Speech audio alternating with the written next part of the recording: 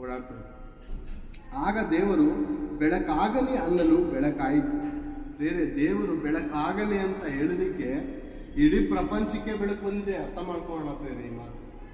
ಬೆಳಕಾಗಲಿ ಅಂದಿದ ತಕ್ಷಣ ಬೆಳಕಾಯಿತು.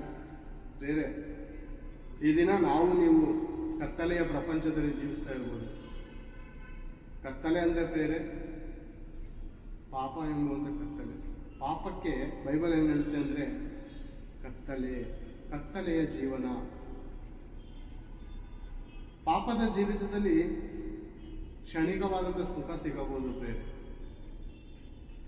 ನಾವೆಲ್ಲೋದ್ರೂ ನಾವೇನೇ ಕೆಲಸ ಮಾಡಿದ್ರು ಅದು ನಮಗೆ ಸಫಲವಂತೆಯೇ ಕಾಣಬಹುದು ಪಾಪದ ಕಾರ್ಯಗಳಲ್ಲಿ. ಆದರೆ ಒಂದು ದಿವಸ ಕತ್ತಲು ಬಂದರೆ ಮಾತ್ರ ಆ ಕತ್ತಲಲ್ಲಿ ನಮಗೆ ನಡೆಯೋದಕ್ಕೆ ಆಗಲ್ಲ ಪ್ರೇರೆ, ಎಡವಿ ಬೀಳುತ್ತೇವೆ. ನಿಜವಾಗಲೂ ದೇವರು ಏನ್ ಮಾಡಿದ್ದಾರೆ? ಆಗ ದೇವರು ಬೆಳಕಾಗಲಿ ಅನ್ನಲು ಬೆಳಕಾಯಿತು. ಈ ದಿನ ನಿಮ್ಮ ಜೀವಿತದಲ್ಲಿ ಕತ್ತಲಿರಬಹುದು, ಅಂಧಕಾರವಿರಬಹುದು.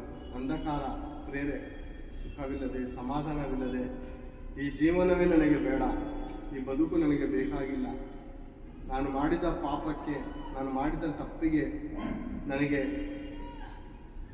ಪ್ರಾಯಶ್ಚಿತವಿಲ್ಲ ಅಂತ ಒಂದು ವೇಳೆ ಮನುಷ್ಯರಾದ ದೇವರ ಮಕ್ಕಳೇ ನೀವು ಅಂದುಕೊಳ್ಳಬಹುದು. ಆದರೆ ದೇವರು ನಿಮ್ಮ ಜೀವಿತದಲ್ಲಿ ನನ್ನ ಮಗನಿಗೆ ಬೆಳಕು ಬರಲಿ, ಅವನು ಕತ್ತಲೆಯ ಪ್ರಪಂಚದಿಂದ ಹೊರಗಡೆ ಬರಲಿ, ನನ್ನನ್ನು ನಾನು ಕಳಿಸಿಕೊಟ್ಟಂತ ಯೇಸು ಕ್ರಿಸ್ತನನ್ನು ನಂಬಲಿ ಅಂತ ದೇವರು ಈ ದಿನ ಒಟ್ಟಿಗೆ ಮಾತಾಡ್ತಾ ಇದ್ದಾರೆ. ವ್ಯಭಿಚಾರದಲ್ಲಿ 5 ನಿಮಿಷದ ಸುಖ ಸಿಗಬಹುದು, ಹುಡುಕುತನದಲ್ಲಿ ರಾತ್ರಿಯೆಲ್ಲ ನಿದ್ರಿಸಬಹುದು,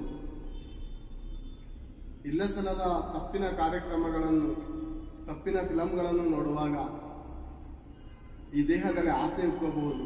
ಅದು ನಮ್ಮ ಪ್ರಾಣಕ್ಕೆ ಹಾನಿ ಮಾಡುವಂಥದ್ದಾಗಿದೆ. ದೇವರಲ್ಲಿರುವಂಥ ಸುಖ, ದೇವರದಲ್ಲಿರುವಂಥ ಸಮಾಧಾನ ಅದು ಪ್ರಪಂಚ ಕೊಡೋದಕ್ಕೆ ಸಾಧ್ಯವಿಲ್ಲ. ಯೇಸು ಪ್ರಭು ಈ ಲೋಕಕ್ಕೆ, ಪ್ರಪಂಚಕ್ಕೆ ಹೇಳಿದಂಥ ಮಾತೇನು ಗೊತ್ತಾ? ಯೋಹಾನನು ಬರೆದ ಸುವಾರ್ತೆ 16ನೇ ಅಧ್ಯಾಯ, ಒಂದು ಸಾರಿ ನೋಡೋಣ. ಯೋಹಾನನು ಬರೆದ ಸುವಾರ್ತೆ 16ನೇ ಅಧ್ಯಾಯ.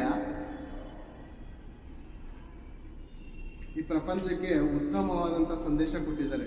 ಯಾರು? ಯೇಸು ಪ್ರಭು. ಏನಂತ ಹೇಳ್ತಿದ್ದಾರೆ ನೋಡೋಣ.